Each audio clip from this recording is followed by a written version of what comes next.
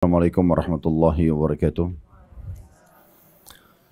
Alhamdulillah, tidak pernah berhenti lisan kita memuji dan memuja Allah atas segala nikmat yang Allah berikan kepada kita. Dan tidak pernah henti-hentinya kami selalu mengingatkan dalam setiap pengajian tentang nikmat Islam dan iman. Pada saat kita lahir atau dewasa pun mendapatkan hidayah Islam, itu sebuah nikmat yang tidak terhingga dan tidak ada nikmat yang mengalahkan nikmat menjadi seorang muslim ataupun mukmin.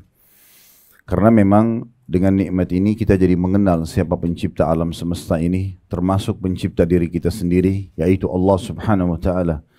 Dan dengan itu kita akhirnya punya panduan hidup.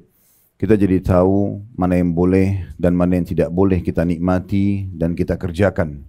Yang biasa dikenal dalam agama Allah dengan halal dan haram. Dan kita akhirnya juga tahu tujuan kita hidup di muka bumi ini. Serta ada batas waktu di mana kita akan meninggal dunia dan kembali kepada Sang Pencipta Allah, serta akan diminta pertanggungjawaban atas semua apa yang sudah kita lakukan dan kita nikmati selama kehidupan di dunia. Allah mengingatkan dalam firman-Nya, "Faman ya'mal mithqala dzarratin khairan yarah, wa man ya'mal mithqala dzarratin syarran yarah." Siapa yang berbuat seperti biji sawi dari kebaikan, maka akan diperlihatkan untuknya dan akan dia terima balasannya. Dan siapa yang berbuat seperti biji sawi dari keburukan, akan diperlihatkan juga akan diminta pertanggungjawabannya.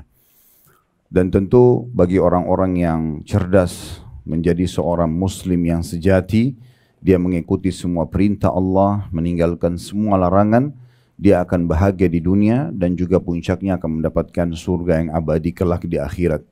Oleh karena itu, bersyukurlah kalau Allah Subhanahu wa Ta'ala masih memberikan kepada kita nikmat ini.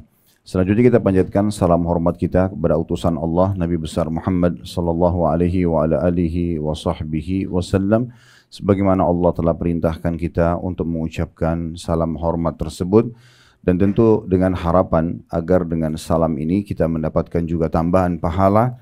Sebagaimana Nabi SAW sendiri bersabda, "Man shalla alaihi marratan, sallallahu alaihi bihi asyara." Siapa yang mengucapkan salam kepadaku satu kali, maka Allah akan balas dia dengan 10 kali salam. Baik, seperti biasa di kajian-kajian kami yang lain tentunya, karena ini kajian perdana di tempat ini, kami selalu mengatakan dan memberikan dukungan kepada Sahibul Bait mungkin, dan juga semua teman-teman panitia yang terus aktif untuk bisa membuat kajian-kajian, baik di masjid ataupun di rumah, karena memang ini kewajiban kita untuk belajar agama. Jadi bukan pilihan, bukan juga kapan bisa atau kapan ada waktu, tapi memang wajib untuk dilowongkan waktu. Makanya Nabi SAW mengatakan, "Talabul ilmi faridatun ala kulli muslim." Menuntut ilmu agama ini adalah faridah, sebuah kewajiban bagi setiap muslim. Tidak mengenal umurnya.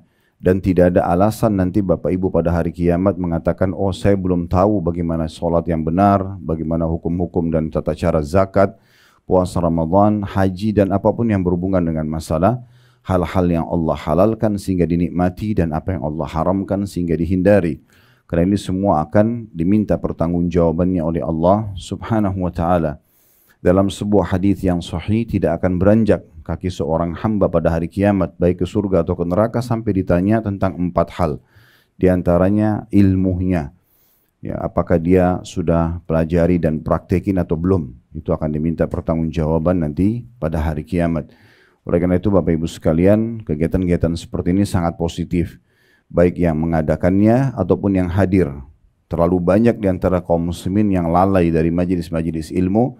Mereka menganggap itu hanya sampingan saja, hanya sekedar seremoni dan testimoni, sehingga akhirnya kapan bisa, kapan dia mau, kapan dia mood, baru dia hadir. Dan ini keliru. Majelis ilmu akan mendatangkan keimanan seseorang. Kita akan merasakan ada rasa dekat dengan Sang Pencipta Allah di dalam hati kita. Dan kalau iman sudah ada, bisa merubah semua keadaan seseorang. Dari orang yang jahat menjadi baik, orang yang malas jadi rajin, orang yang pelit jadi dermawan, orang yang penakut jadi pemberani. Itu karena keimanan. Dan pondasi keimanan adalah ilmu. Ya, tidak mungkin ada iman tanpa ilmu. Sementara kita akan selamat dunia akhirat bila kita memiliki keimanan yang sempurna. Oleh karena itu majelis ilmu seperti ini penting sekali untuk selalu dihadiri dan juga diadakan. Dan ikhlaskan niat Bapak Ibu sekalian. Kalau tadi ada yang datang hanya karena ajakan temannya, hanya karena tidak enak sama panitia mengundang atau pemilik rumah, ataupun misalnya hanya sekedar mau tahu pengajiannya bagus atau tidak, semua ini tidak ada manfaatnya. Tidak akan mendatangkan pahala. Niatkan ikhlas karena Allah Subhanahu wa taala. Kata Nabi SAW, Inna Allah la yakbalu amalan illa ma kana khalisan liwajhi. Allah tidak akan pernah menerima amalan kecuali yang ikhlas karenanya. Betul-betul mengharapkan pahala. Para panitia, sahibul bait, tentu tanpa menggurui, ikhlaskan niat karena ingin mengumpulkan kaum muslimin belajar agama.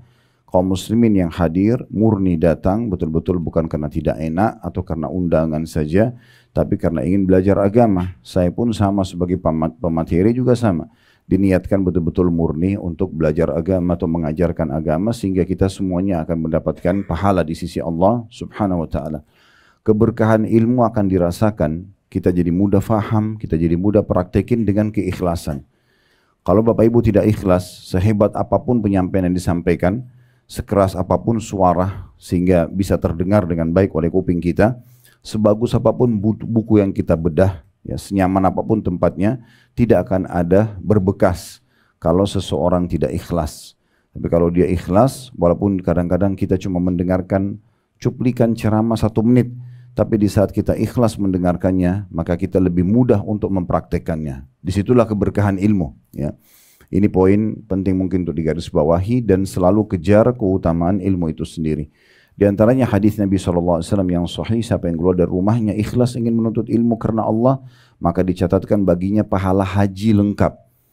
Jadi hanya dengan duduk di majelis ilmu itu bisa mendapatkan pahala haji lengkap. Haji itu berapa biayanya, berapa jauh jarak yang bisa didapatkan dengan majelis ilmu.